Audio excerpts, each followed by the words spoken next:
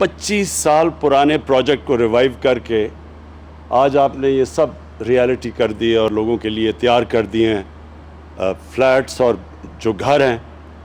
ये बहुत बड़ी अचीवमेंट है और ये जो हम जब नया पाकिस्तान कहते हैं, नई सोच का नाम है, एक नए माइंडसेट का नाम है।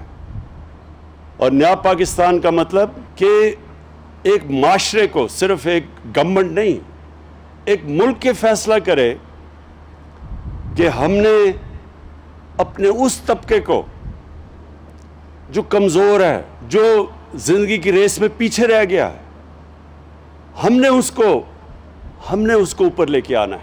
अब ये उनके अपने घर हैं, ये वही किराया दे के वो जो किराया होगा वो कर्ज़ों की किस्त में चला जाएगा और वो घर भी उनका अपना हो जाएगा, अपनी मालकियत हो जाएगी। एक अपना घर होना सबसे बड़ी नेमत समझी जाती है। देहात के अंदर, गांव के अंदर तो फिर भी आसान होता है, लोगों को अपना छत अपनी ख़रीद लें, बना लें।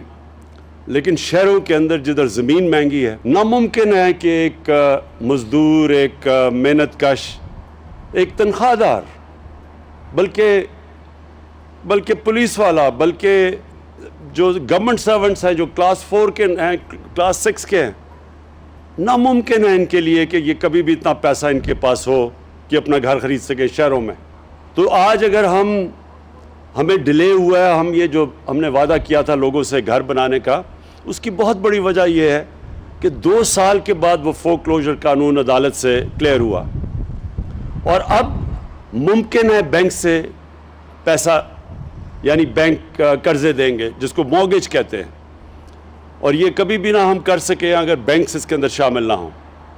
तो अब बैंक्स पूरी तरह शामिल हैं और मैं आज इधर से स्टेट बैंक गवर्नर रज़ा बाकर को ख़ास तौर पर फिर से ताकीद करता हूँ कि सारे प्राइवेट बैंक्स को जिन्होंने वादा किया हुआ है कि तकरीबन 380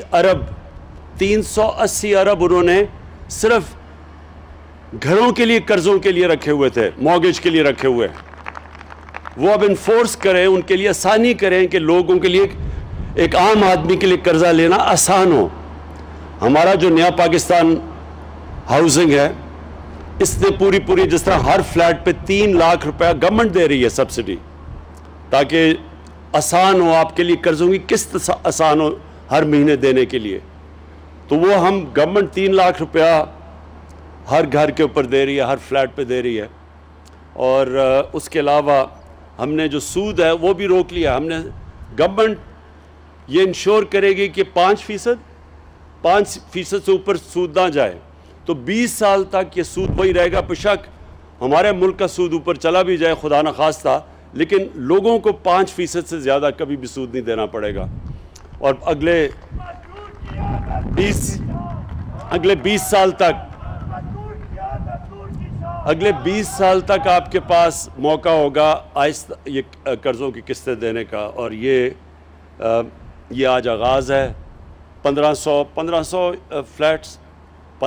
फ्लैट्स, अब अगले फ़ेज़ में फिर से 1500 फ्लैट्स और फिर पेशावर में और सारी जगह काम शुरू हो गया है। हम पूरा आपके सामने, जनरल हैदर, आपको बताना चाहिए कि अब किधर किधर हमारे सारे पाकिस्तान में नया पाकिस्तान के हाउसिंग शुरू हो चुकी है। और हर जगह, क्योंकि हाउसिंग की कमी है, बड़े कम लोगों के पास अपने घर हैं, तो इसकी बहुत बड़ी डिमांड है।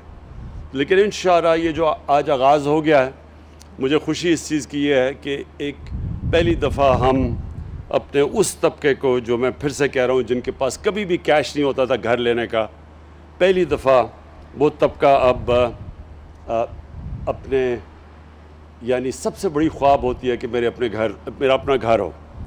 तो इंशाअल्लाह ये अब शुरू हो गया। और हम आपको मैं यकीन दिलाता हूँ कि जैसे जैसे हुकूमत के पास हमारी आमदनी बढ़ती जाएगी, हम और ज़्यादा पैसा लगाते रहेंगे इस हाउसिंग के ऊपर।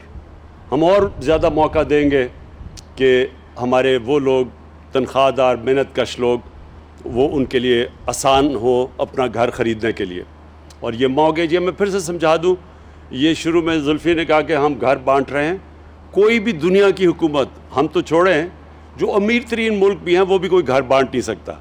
لیکن ہم آپ کے لیے آسانیاں یہ پیدا کر رہے ہیں کہ آسان جو کرائے آپ دیتے ہیں اسی کرائے کی جگہ آپ قسطیں دیں گے اور آپ کا گھر وہ 20 سال تک آپ قسطیں دیتے جائیں لیکن گھر آپ کا اپنا ہو جاتا ہے۔ میں آخر میں جو اپنی ہم نے ملک میں جو کنسٹرکشن انڈسٹری کی مدد کی ہے، یہ پہلی دفعہ پاکستان میں کنسٹرکشن انڈسٹری کے لیے ہم نے آسانیاں پیدا کی ہیں۔ یہ خود ہر ہفتے میں میٹنگ لیتا ہوں اس کی کنسٹرکشن کی۔ آج پاکستان میں اس کے باوجود کہ کرونا کی وجہ سے ساری دنیا متاثر ہوئی، ساری دنیا کے اندر ان کی معیشت کو نقصان پہنچا، اگر پاکستان آج بچا ہوا ہے تو اس کی سب سے بڑی وجہ ہماری کنسٹرکشن کی انڈسٹری ہے، جو کہ آج سب سے تیزی سے آگے بڑھ رہی ہے۔ آج سیمنٹ کی قیمتیں اوپر چلی گئی ہیں اس لیے کیونکہ سیمنٹ کی کمی ہو گئی ہے۔ آج جو سریا ہے جو گھروں میں لگتا ہے اس کی اگر قیمت اوپر چلی گئی ہے تو کنسٹرکشن انڈسٹری چل پڑی ہے، اور انشاءاللہ آپ دیکھیں گے کہ یہ جو ہماری کنسٹرکشن انڈسٹری ہے جو سارے ملک میں اس وقت تیزی سے کام کر رہی ہے، اس سے سب سے زیادہ روزگار ملتا ہے۔ اور کیونکہ ہماری ایک نوجوان آبادی ہے، ہمارا سب سے مسئلہ روزگار کا ہے، اس سے روزگار بھی ملے گا اور اس سے پھر ملک کی دولت میں اضافہ ہوگا، ویلتھ کریشن۔ جب دولت میں اضافہ ہوگا ہی تو ہمارے میں وہ کیپیسٹی، قوت بڑھے گی جو اس ملک کے اوپر قرضے چڑھے ہوئے ہیں ان کی قسطیں واپس کرنے پہ۔